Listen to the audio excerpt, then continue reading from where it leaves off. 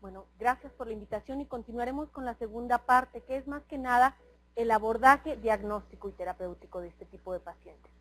Para poder iniciarlo, bueno, vamos nosotros a dar algunos conceptos básicos que la gran mayoría de nosotros ya conocemos, que tiene que ver con neumonía nosocomial, neumonía asociada a la ventilación, neumonía temprana y neumonía tardía. La primera, por favor. Vamos a determinar entonces de manera importante la neumonía nosocomial. ¿Qué es la neumonía nosocomial? ¿Por qué es tan importante y por qué nos ocupa actualmente? Bueno, la neumonía nosocomial hay que recordar que es la presencia de infiltrados pulmonares que van a ocurrir en pacientes hospitalizados por una semana o más, en los que también puede aparecer fiebre o leucocitosis. También salió una nueva definición en la que refiere que el paciente puede ser egresado y hasta 3 semanas después del egreso hospitalario, si el paciente ingresa por un proceso infeccioso a nivel pulmonar, debe de ser considerado como de origen nosocomial. También ha sido definida como la neumonía que ocurre a las 48 horas después de la admisión al hospital. Y aquí algo muy importante es que va a excluir que la infección se estuviera incubando en el tiempo de admisión al hospital. Esto básicamente es lo que hace la diferencia de la neumonía adquirida en la comunidad. La siguiente. La neumonía nosocomial tiene dos vertientes importantes, la neumonía nosocomial temprana y la neumonía nosocomial tardía. Básicamente, la neumonía nosocomial lo único que las diferencia una de la otra es el tiempo de aparición entre ellas. La neumonía y los gérmenes que ocupan a cada una de ellas. La neumonía nosocomial temprana, bueno, va a ocurrir dentro de los primeros 4 días de la hospitalización. Habitualmente los gérmenes que nosotros encontramos en esta van a ser asociados o van a ser más comunes de la flora extrahospitalaria, a diferencia de la neumonía nosocomial tardía, en la cual se va a presentar al 5.º día de hospitalización y la más común es que sean gérmenes propios hospitalarios y que estos sean en muchas ocasiones multidrogoresistentes. Por favor, la siguiente.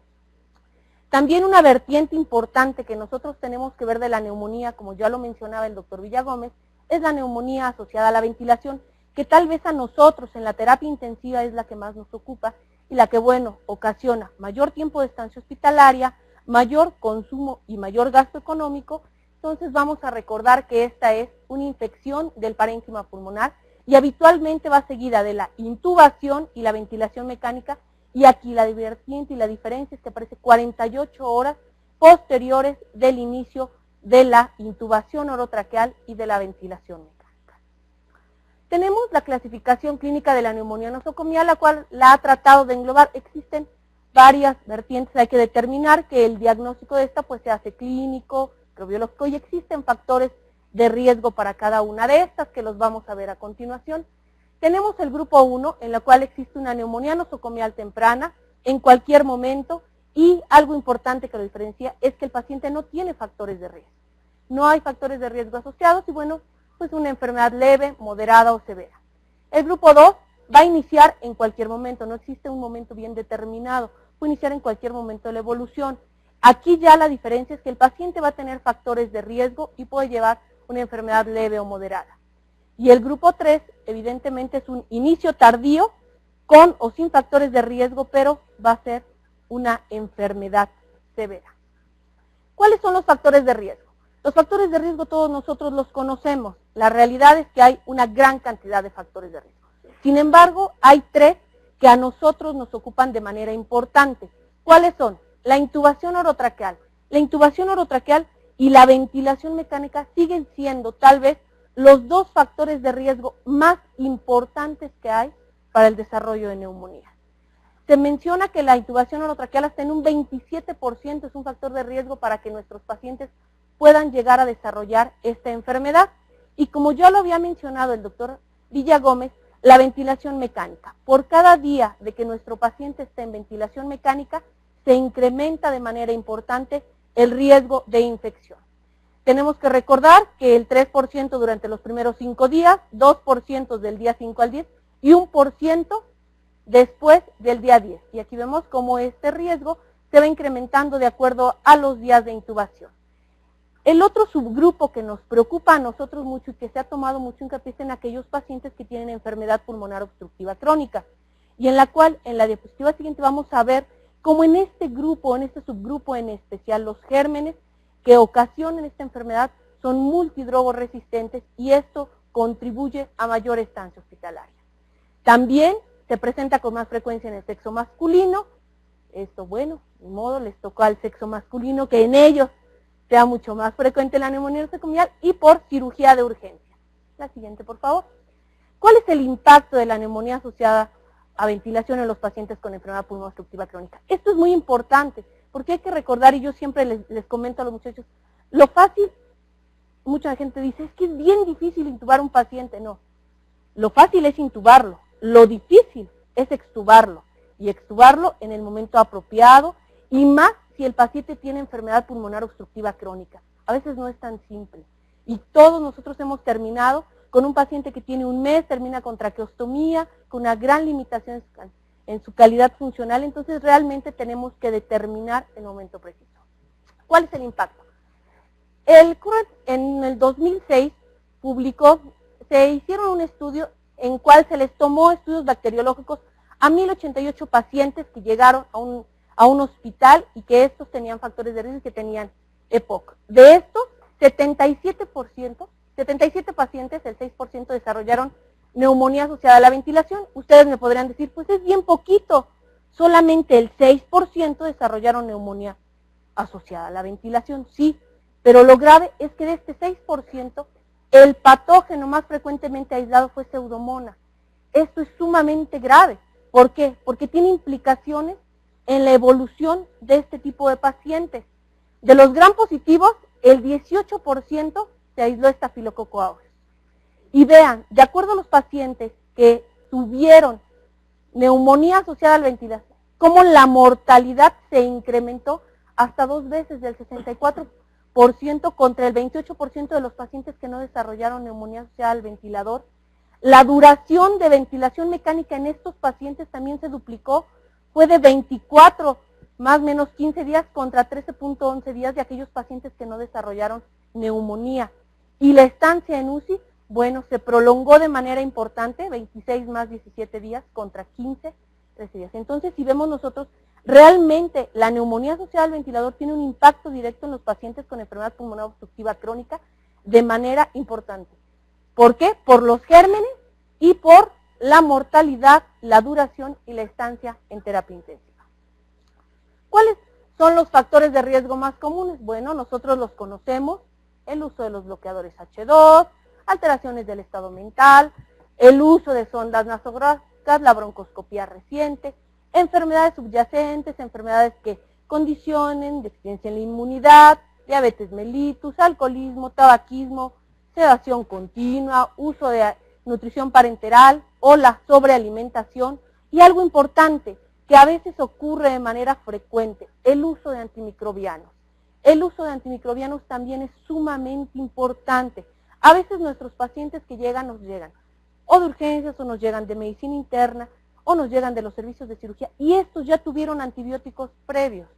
¿Qué significa? Que bueno, muchos de estos pacientes van a tener multidrogoresistencia y es por esto la dificultad para poder determinar y para que estos sean tratados de manera adecuada. Existen algunos factores de riesgo específicos para patógenos multidrogoresistentes. Estos son específicos ya. ¿Cuáles son? El uso de los antibióticos 90 días previos. La hospitalización en 90 días previos. Hospitalizaciones mayores a 5 días. Duración de la ventilación mecánica mayor a 7 días. Historia de hospitalizaciones por alguna causa previa, pacientes diabéticos, pacientes con EPOC que llegan de repente con descompensación del mismo o pacientes que están bajo diálisis. Enfermedad o terapia con inmunosupresores, hay que recordar esto de manera importante, y la alta frecuencia de resistencia antibiótica a la UCI. Esto depende de la prevalencia de los gérmenes de acuerdo a cada unidad de cuidados intensivos específico. Nosotros conocemos la prevalencia de nuestros gérmenes, entonces sabemos cuáles son los gérmenes y con mayor frecuencia tenemos en nuestra unidad. Entonces depende, si sabemos nosotros que tenemos estafilococo y tenemos pseudomonas, que en muchas ocasiones puede ser multidrogoresistente, este es un factor ya de riesgo para patógenos multidrogoresistentes. Bueno, para recordar, tenemos que ver que para que un paciente desarrolle, pues tiene que ver factores del huésped, antecedentes cirugía o medicamentos previos, si tuvo broncoscopía, intubación, equipos de terapia respiratoria, la colonización que todos nosotros sabemos, orofaringe, colonización gástrica, la aspiración, alteraciones en los mecanismos de defensa pulmonares, translocación bacteremia, que nos pueden llegar hasta una neumonía. Ya una vez que nosotros tratamos de ver estas generalidades, bueno, vamos a ver el abordaje diagnóstico y terapéutico. Hay quien dice que esto es muy simple. Es clínico, es de laboratorio y es de gabinete, evidentemente. Y poniéndolo así todo el mundo dice, pues sí, es bien simple. Sin embargo, tenemos que recordar que todos nuestros pacientes, y esto es bien importante, yo les hago muchísimo hincapié, la historia clínica es fundamental. A ninguno nos gusta hacer historias clínicas, y es la realidad. Pero es fundamental para poder determinar que estos pacientes tienen un proceso infeccioso y el examen clínico. Las radiografías, tanto posterior anterior como laterales de tórax, estas nos permiten ver de manera adecuada si el paciente tiene zonas de consolidación, si tiene derrames pleurales, y bueno, nos permite y nos orienta un poco hacia el germen que puede ser. Si presentan infiltrados pulmonar nuevos o progresivos, si hay evidencia de cavitación, y los estudios de laboratorio y gabinete. Dentro de estos tenemos los cultivos propios de las secreciones y los hemocultivos, pero hay que recordar que muchos de estos pueden dar falsos positivos. La evidencia histológica de la infección, la gasometría, sin embargo, esta no es específica, acuérdense que muchas otras alteraciones o patologías pueden llegar a cursar con alteraciones del índice de Kirby, la biometría hemática, los electrolitos, las pruebas de función hepática y renal, y algo importante, la toracocentesis diagnóstica en casos de derrame pleural.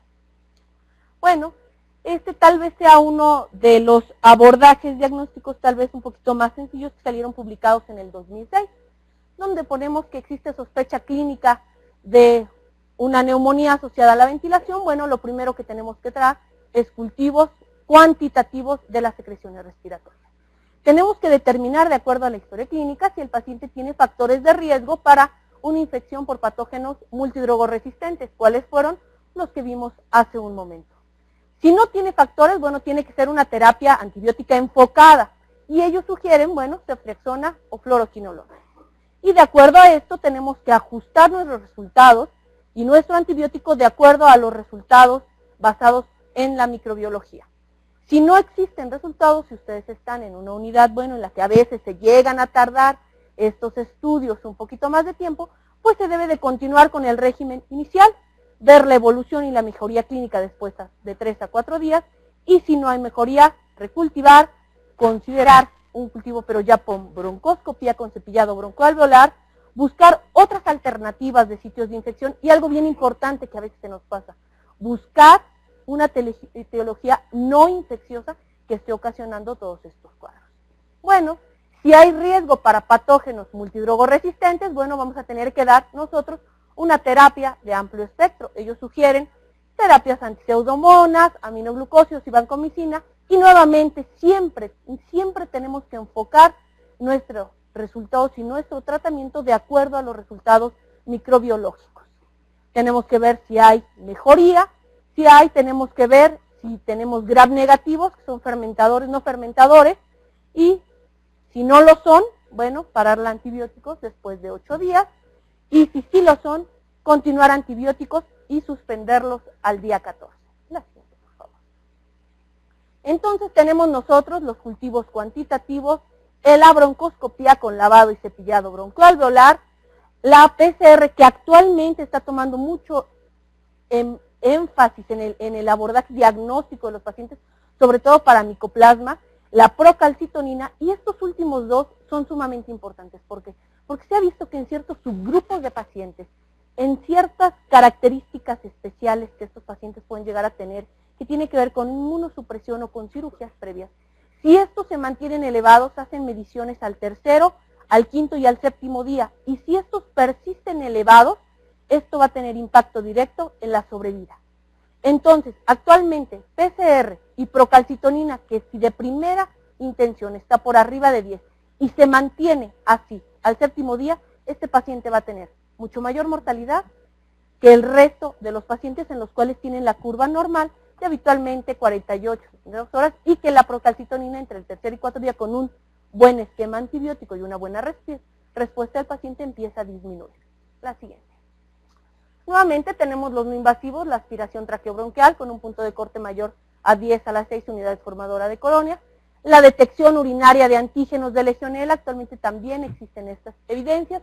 Los cultivos de secreción, algo importante y que no hice hincapié es que tenemos, y esto sí es algo muy simple y muy fácil, antes de iniciar cualquier antibiótico, tomar un gram, que es mucho más fácil y nada más podemos determinarlo. La detección de antígenos, PCR en sangre y orina, sobre todo para identificar estos gérmenes. Y dentro de los invasivos, la broncoscopía sigue siendo de gran utilidad. Sin embargo, tiene que ser la broncoscopía con cepillado y lavado broncoalveolar protegido. Tiene una utilidad del 41% en neumonía de la comunidad y hasta el 72% en neumonía asociada a la ventilación. Aquí el punto de corte, si lo vemos nosotros, es todavía mucho más pequeño que en la aspiración traqueobronquial y ya específicamente el cepillado bronquial todavía es mucho más específico con un punto de corte de 10 a la 3 unidades formadoras de colonia. Y en caso de que esto no pueda ser, bueno, tenemos también a la biopsia bronquial o a la transbronquial o a cielo abierto si llega a ser necesario.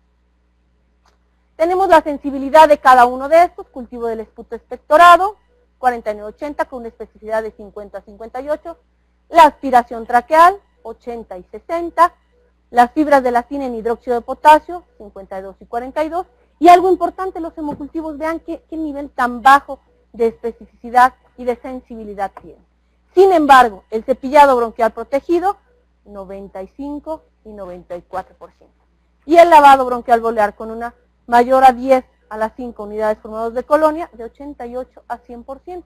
Entonces, dentro de esto sigue siendo la broncoscopia con el cepillado bronquial alveolar lo más específico. Y nuevamente tenemos esto y hay que recordar que recupera de 5 a 10 veces el microorganismo aspirado en la biopsia por cepillado. Y esto es positivo cuando da de 10 a 14 unidades formadoras de colonias por mililitro. Tiene una sensibilidad pues hasta el 100%. La siguiente, por favor. Ya una vez que nosotros determinamos todo esto y que tomamos todos estos estudios microbiológicos y estos cultivos y esta broncoscopía, es importantísimo identificar el germen, porque de acuerdo a esto va a ir enfocado nuestra terapéutica.